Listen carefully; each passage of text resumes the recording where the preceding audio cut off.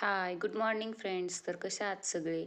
तर मजेतच ना? मजेतच असायला हवं. तर चला, आज आपला केळीचा घड पिकला आहे. म्हणजे तो 2 आठवड्यापूर्वीच पिकला होता. पण मी आज आली आहे गावी. तर चला, तो केळीचा घड पिकलेला आहे. त्याच्यातली केळी आपण काढून घेऊया. तर जास्त जी पिकलेली केळी होती, न पिरगळता जी तुटत होती, तीच आपण केळी काढून घेणार आहोत. कारण घरात जर ठेवली तर ती जास्त पिकते.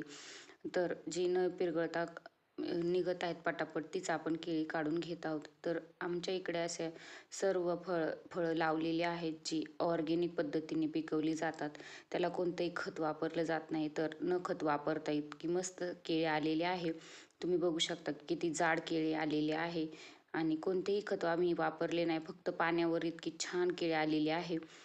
तर झाडालाच ती पिकलेली आहे. तर खरं सुख तर हेच, की आपल्याला तोडून लगेच खाता येतं.